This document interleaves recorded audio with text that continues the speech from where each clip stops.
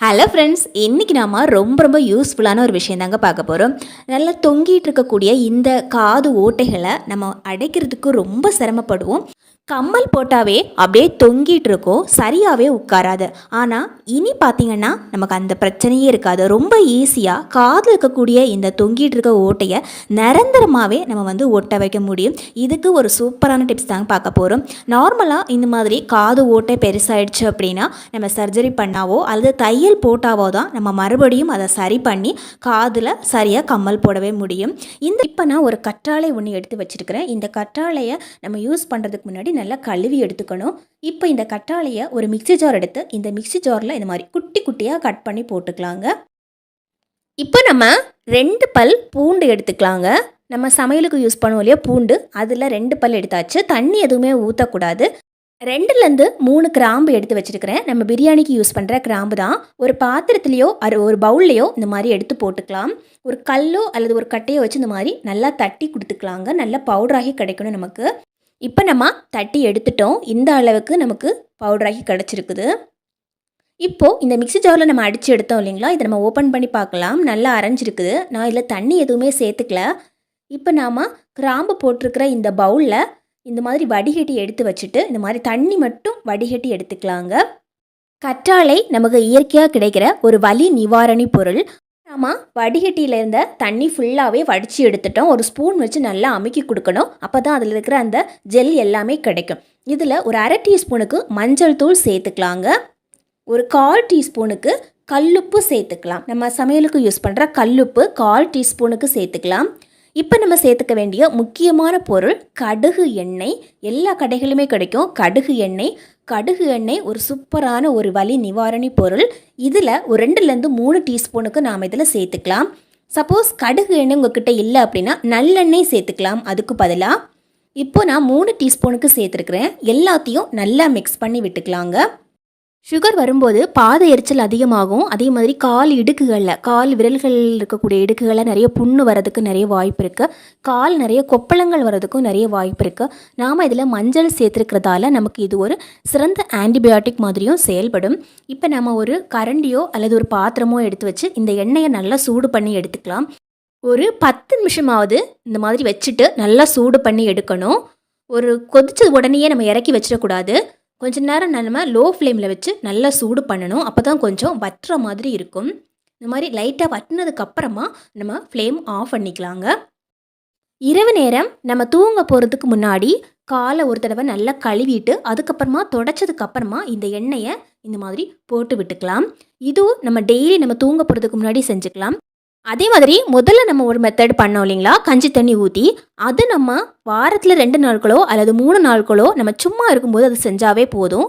இந்த மாதிரி எண்ணெய் எல்லாம் காய்ச்சி யூஸ் பண்ணுறதுக்கு பிடிக்கல அப்படின்னா ரொம்ப சூப்பரான இன்னொரு ஐடியாவும் இருக்குது. அது என்னென்னா, கற்றாழையை எடுத்து அதில் உள்ளே இருக்கக்கூடிய ஜெல் மட்டும் தனியாக பிரித்து எடுத்து அதை மிக்ஸியில் போட்டு நல்லா அரைச்சி எடுத்துட்டு அந்த ஜெல்லு மட்டுமே தனியாக நம்ம கால் இருக்கக்கூடிய பாதங்களில் தேய்ச்சி விட்டோம்னா நமக்கு பாத வலி, பாத எரிச்சல் இது எல்லாமே கம்மியாகும். அல்லது இதே மாதிரி செஞ்சு வச்சுக்கிட்டு நம்ம டெய்லி தூங்க போகிறதுக்கு முன்னாடி இந்த மாதிரி மசாஜிங் பண்ணி விட்டோம்னா நல்ல ரிசல்ட் கொடுக்கும். டிப்ஸை நம்ம ஃபாலோ பண்ணோம் அப்படின்னா நம்ம ஓட்டையை இந்த மாதிரி அழகாக அடைக்க முடியுங்க. இப்போ நம்ம ஒரு பவுல் எடுத்துக்கலாங்க. இதில் கொஞ்சமாக தூள் உப்பு சேர்த்துக்கிறேன். 2 சொட்டுக்கோ அல்லது 1/2 ஸ்பூனுக்கோ தண்ணி சேர்த்து இந்த மாதிரி நல்லா மிக்ஸ் பண்ணி எடுக்கணும். நம்ம சேர்த்துக்கக்கூடிய உப்பு அதிகமாக இருக்கணும், தண்ணி கொஞ்சம் கம்மியாக இருக்கணுங்க. இப்போது நம்ம காதில் கொஞ்சமாக எடுத்து இந்த மாதிரி அப்ளை பண்ணி விடணுங்க. இரவு நேரத்தில் நம்ம தூங்க போகிறதுக்கு முன்னாடி காது ஓட்டைகள் ரொம்ப பெருசாக இருக்குது அப்படின்னா நம்ம கம்மலை கழட்டி வச்சுட்டு இந்த நம்ம ப்ரிப்பேர் பண்ணி வச்சுக்கணும் இந்த லிக்யூடை கொஞ்சம் எடுத்து இந்த மாதிரி அந்த இடத்துல இந்த மாதிரி நல்லா தேய்ச்சி விடணுங்க. ஒரு 2 நிமிஷத்துக்கு இந்த மாதிரி நம்ம கையில் எடுத்துகிட்டு இந்த மாதிரி தேய்க்கணும். ஏன் நம்ம திரும்ப தேய்க்கிறோம் அப்படின்னா நம்ம தேய்க்கும் போது நம்ம கையில் இருக்கக்கூடிய சூடும் அதில் படணும். பாருங்கள், இந்த மாதிரி தேய்ச்சிட்டு இந்த காதில் இந்த மாதிரி வச்சாவே போதும். போதுங்க. காதில் நல்ல வெயிட்டாக இருக்கக்கூடிய கம்மலை எப்போவுமே நம்ம போட்டிருக்கிறதால கூட இந்த மாதிரி காதில் பெருசாக ஓட்ட விழலாம். அல்லது சின்ன வயசுலேயே நம்ம கம்மல் போடும்போது அந்த இடத்துல இன்ஃபெக்ஷன் ஆகி ரொம்ப நாளாக புண்ணு இருக்குது அப்படின்னா நம்ம திரும்ப அந்த கம்மலை போடும்போது சீக்கிரமாக புண்ணு ஆறாமல் போய் அந்த காது ஓட்டைகள் பெருசாகிறதுக்கு நிறைய சான்ஸ் இருக்குங்க. வளர்ந்ததுக்கு அப்புறமும் கூட நம்ம சின்ன கம்மலே போட்டாலும் இந்த ஓட்டைகள் மறையவே மறையாது. ஆனால் இந்த டிப்ஸை ஃபாலோ பண்ணுறதால இந்த ஓட்டைகள் சீக்கிரமாகவே நமக்கு சின்னதாகிடும். இப்போ நம்ம ரெண்டாவதாக எடுத்துக்கூடியது பார்த்திங்கன்னா தேங்காய் எண்ணெய் தான் யூஸ் பண்ணணும் கிடையாது. இதுக்கு பதிலாக பெஸ்ட்டு பார்த்திங்கன்னா ஆலிவ் ஆயில் தான்.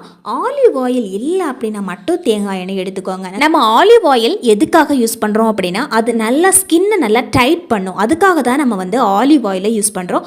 ஆலிவ் ஆயில் இல்லை அப்படின்னா மட்டும் நீங்கள் தேங்காய் எண்ணெயை யூஸ் பண்ணிக்கலாங்க. நைட்டு நம்ம தூங்க போகிறதுக்கு முன்னாடி இந்த எண்ணெயில் கொஞ்சம் இது மாதிரி வச்சு விடணும். முதல்ல நம்ம செஞ்சோம் இல்லைங்களா, அது வச்சுட்டு துணி வச்சு நல்லா தொடச்சிடணுங்க. அதுக்கப்புறமா தான் அந்த எண்ணெயை அப்ளை பண்ணி விடணும். அதுக்கப்புறமா பார்த்திங்கன்னா நான் கொஞ்சமாக வெந்தயம் எடுத்து ஊற போட்டிருந்தேன். 1 ஸ்பூனுக்கு வெந்தயம் எடுத்து ஊற போட்டிருந்தேங்க. அந்த வெந்தயம் நைட்டு ஃபுல்லாக நல்லா ஊற வைக்கணுங்க. வெந்தயம் ஊற வைக்கிறது கூட அந்த தண்ணி பார்த்திங்கன்னா நம்ம கீழே ஊற்றக்கூடாது. அதை வந்து தனியாக நம்ம எடுத்து வைக்கணுங்க. நம்ம வந்து அது எதுக்காக யூஸ் பண்ணுறோம் அப்படின்னு சொல்கிறேன். இப்போ நம்ம வந்து ஒரு அம்மியோ அல்லது இந்த மாதிரி ஒரு மசாலா தட்டுறதுக்கு யூஸ் பண்ணக்கூடிய கல்லோ எடுத்துக்கலாங்க. இப்போ இந்த வெந்தயத்தை மட்டும் நம்ம தனியாக எடுத்து இந்த கல்லில் போட்டு நல்லா தட்டி எடுத்துக்கலாம். நம்ம அம்மி இருந்ததுன்னா அதில் சீக்கிரமாக கூட அரைச்சி எடுத்துக்கலாம். நான் என்கிட்ட அம்மி இல்லாதனால மட்டும்தான் நான் வந்து இந்த மசாலா தட்டுற கல்லை எடுத்துக்கிட்டேன். இப்போ இந்த மாதிரி நல்லா தட்டி எடுத்தோம் அப்படின்னா அந்த வெந்தயத்தில் இருக்கக்கூடிய சாறு எல்லாம் கொஞ்சம் கொஞ்சமாக வெளிவந்துடும். அதுக்கப்புறமா நம்ம வெந்தயம் ஊற வச்சோம் இல்லைங்களா தண்ணி, அந்த தண்ணி எடுத்து ஊற்றி நல்லா இந்த மாதிரி அரைச்சி எடுத்துக்கலாங்க. மிக்சியில் போட்டோம் அப்படின்னா நமக்கு ஒரு மாதிரி கரமுரன்னு அரைஞ்சு கிடைக்கும். உங்களுக்கு நிறைய வெந்தயம் நீங்கள் ஊற போட்டுருக்கிறீங்க அப்படின்னா நம்ம மிக்சியில் போட்டு அரைச்சி எடுக்கலாம். கொஞ்சம் வெந்தயம் தான் நமக்கு தேவைப்படும். அதனால தான் இந்த மாதிரி கல்லை போட்டு தட்டி இந்த மாதிரி நல்லா பேஸ்ட் மாதிரி அரைச்சி எடுத்துக்கிறோங்க. நம்ம முதல்லையே தண்ணி ஊற்றினோன்னா தண்ணியெல்லாம் தெரிச்சிடும். அதனால் கொஞ்சம் அரைஞ்சதுக்கு அப்புறமா தான் அந்த தண்ணி ஊற்றி இந்த மாதிரி அரைச்சி எடுத்துக்கணுங்க. காதில் நமக்கு ஓட்டை கொஞ்சம் பெருசாகிடுச்சு அப்படின்னாவே நம்ம வந்து பெரிய பெரிய கம்மலெல்லாம் போடவே முடியாது. அப்படி போட்டால் கூட அப்படியே தொங்கி போய் ரொம்ப அசிங்கமாக இருக்கும். நம்ம பார்த்திங்கன்னா இந்த காதில் இருக்கக்கூடிய ஓட்டையை நிரந்தரமாகவும் நம்ம வந்து போக வைக்க முடியும். அது இல்லாமல் இதெல்லாம் நமக்கு பண்ணுறதுக்கெல்லாம் எனக்கு டைம் இல்லை அப்படின்னா சாதாரணமாக 2 நிமிஷத்துலேயே நம்ம காது ஓட்டைகளை மறைக்கவும் முடியுங்க. அதுக்கான வழியையும் நம்ம பார்க்கலாம். இப்போ நான் பார்த்திங்கன்னா இதில் கொஞ்சமாக கார்ன்ஃப்ளவர், அதாவது சோள மாவு இருக்கு இல்லைங்களா, அந்த சோள மாவில் கொஞ்சமாக சேர்த்துக்கிட்டேன். அதே மாதிரி ஒரு 1/4 ஸ்பூனுக்கு மஞ்சள் தூள் சேர்த்துக்கிறேங்க. இப்போது கொஞ்சமாக உப்பு சேர்த்துக்கிறேன். ஒரு 1/2 ஸ்பூனுக்கு உப்பு சேர்த்துக்கிறேங்க.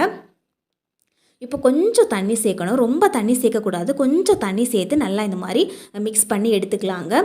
ரொம்ப தண்ணியாக இருக்கக்கூடாது. நம்ம கையில் எடுத்தோன்னா ஜவ்வு மாதிரி ஒட்டிகிட்ருக்கும், அந்த மாதிரி இருக்கணும் நமக்கு.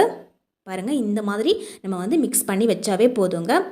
நம்ம இதை வந்து யூஸ் பண்ணுறதான என்ன ஆகும் அப்படின்னா சின்ன குழந்தைங்களுக்கு கூட காது ஓட்டைகள் ரொம்ப பெருசாக இருக்குது அப்படின்னா இது யூஸ் பண்ணும்போது காது ஓட்டைகளெல்லாம் சீக்கிரமாகவே அடைஞ்சு போய் சாதாரணமாக சின்ன ஓட்டையாக வந்துருங்க. இப்போ உங்களுக்கு கொஞ்சம் பெருசாகவே இருக்குது அப்படின்னா அந்த இடத்துல இந்த பேஸ்ட்டை நம்ம எப்படி யூஸ் பண்ணுறது அப்படின்னு பார்க்கலாங்க. இப்போது நம்ம யூஸ் பண்ணும்போது காதில் கம்மல் எதுவுமே போடக்கூடாதுங்க. கம்மலெல்லாம் எடுத்துகிட்டு நம்ம முதல்ல சொன்னோம் இல்லைங்களா, அந்த தண்ணி வச்சு நல்லா சுத்தம் பண்ணி எடுத்துடணும். அதுக்கப்புறமா தான் இந்த பேஸ்ட்டை நம்ம பின் காதுலையும் முன் காதுலையும் அப்ளை பண்ணணுங்க. எடுத்துகிட்டு பின்னாடியும் வைக்கணும், அதே மாதிரி முன் சைட்லேயும் வச்சிடணுங்க. இப்போ நம்ம இந்த மாதிரி ஒட்டுறதுக்கெல்லாம் யூஸ் பண்ணுவோம் இல்லைங்களா டேப், அது வச்சு இந்த மாதிரி வச்சு விடணும். நம்ம வந்து ஏன் இதை வைக்கிறோம் அப்படின்னா இது நம்ம வச்சு கொஞ்ச நேரத்துலையோ நம்ம படுத்தாவோ இல்லை வேறு எங்கேயாவது சோஃபா இல்லைன்னா உட்காந்தாவோ அதில் ஒட்டிக்கும். அதனால் இந்த மாதிரி வைக்கும்போது என்ன ஆகும் அப்படின்னா அதில் ரொம்ப நேரம் அப்படியே இருக்கும். இது அதிக நேரத்துக்கு இப்படியே இருந்தால் மட்டும்தான் நம்மளால் நிரந்தரமாக காது ஓட்டைகளை வந்து சின்னது பண்ண முடியும். இப்போ இந்த மாதிரி நைட்டு ஃபுல்லாக வச்சு தூங்குனாவே போதுங்க. காது ஓட்டைகள் நம்ம சர்ஜரி பண்ணாமல் தையல் எதுவுமே போடாமல் நம்ம காது ஓட்டைகளை சரி பண்ண முடியும். இதே மாதிரி ஒரு டைம் ஒட்டிட்டு இன்னொரு டேப் எடுத்து அதுக்கு மேலே ஒன்று ஒட்டி வச்சுருக்கிறேன். இந்த மாதிரி ஒட்டி வச்சோம் அப்படின்னா அது அவ்வளோ சீக்கிரம் கீழே விழாமல் அப்படியே இருக்கும். நம்ம படுத்து தூங்குனா கூட அது கீழே விழாதுங்க. இது பார்த்திங்கன்னா நான் வந்து நிரந்தரமாகவே காது ஓட்டைகளை அடைக்கிறதுக்காக செய்யக்கூடிய வழிமுறை. இதெல்லாம் பண்ணுறதுக்கெல்லாம் டைம் இல்லை, நம்ம வந்து வெளியூரில் தங்கி இருக்கிறோம், எனக்கு வந்து காது ஓட்டைகளை சட்டுன்னு சரி பண்ணணும் அப்படின்னா அதுக்கும் ஒரு சூப்பரான டிப்ஸ் இருக்குங்க. 2 வழிமுறையில் நம்ம வந்து காது ஓட்டைகளை ஈஸியாகவே சரி பண்ணி எடுத்துடலாம். இதுக்கு நமக்கு தேவைப்படுறது பார்த்திங்கன்னா இந்த மாதிரி ஒட்டுறதுக்கு யூஸ் பண்ணக்கூடிய டேப்பு தான். நான் முதல்ல யூஸ் பண்ண இல்லைங்களா, அதே தான். இதில் கொஞ்சம் இந்த மாதிரி கட் பண்ணி எடுத்துக்கோங்க. சின்னதாக தான் கட் பண்ணணும், ரொம்ப பெருசாக வந்து நம்ம கட் பண்ணி எடுக்கக்கூடாது. சின்னதாக கட் பண்ணி காதுடைய பின்னாடி சைடில் இந்த மாதிரி ஒட்டி வைக்கணுங்க. கொஞ்சம் பெருசாக ஒட்டி வச்சோம் அப்படின்னா நம்ம ஒட்டி இருக்கிறது வெளியே தெரியும். அதனால் சின்னதாக கட் பண்ணி காதுடைய பின் காதில், அதாவது பின்னாடி மட்டும் ஒட்டி வச்சுட்டு முன்னாடி சைடு இந்த மாதிரி கம்மல் போட்டு விட்டோம் அப்படின்னா கம்மல் தொங்கவே தொங்காது. அந்த வெயிட் ஃபுல்லாகவே அந்த ஒட்டியிருக்கக்கூடிய டேப் மேலே தான் இருக்கும். அது விழவும் செய்யாது. அதே சமயத்தில் காதும் தொங்கி போகாமல் இருக்கிறதுக்கு இது ஒரு சூப்பரான டிப்ஸுங்க. கண்டிப்பாக ட்ரை பண்ணி பாருங்கள். அதே மாதிரி இந்த மாதிரி ஒட்டுறதுக்கெல்லாம் டேப் இல்லை அப்படின்னா அதுக்கு இன்னொரு வழியும் இருக்குது. அதுக்கு நம்ம என்ன யூஸ் பண்ணுறோம் அப்படின்னா இந்த மாதிரி பொட்டு தான். எந்த பொட்டு வேணால் யூஸ் பண்ணிக்கலாம். ஸ்டோன் வச்ச பொட்டோ இல்லை சாதாரண சிம்பிள் பொட்டு கூட யூஸ் பண்ணிக்கலாம். இந்த பொட்டில் ஸ்டோன் இருந்ததுன்னா எடுத்துருங்க. நான் வந்து இந்த பொட்டு தான் யூஸ் பண்ணியிருக்கிறேன்.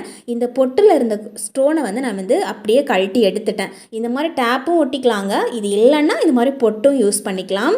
இப்போ நம்ம இந்த பொட்டை எப்படி யூஸ் பண்ணுறது அப்படின்னா காதுடைய பின் காதில் இந்த மாதிரி அந்த பொட்டை அந்த ஜஸ்ட் அந்த ஓட்டை, அதாவது ஓட்டை கொஞ்சம் பெருசாக இருக்குன்னா அந்த ஓட்டையில் நீளமாக இருக்கக்கூடிய பதில் கீழே இந்த மாதிரி ஒட்டி வச்சிடணும்.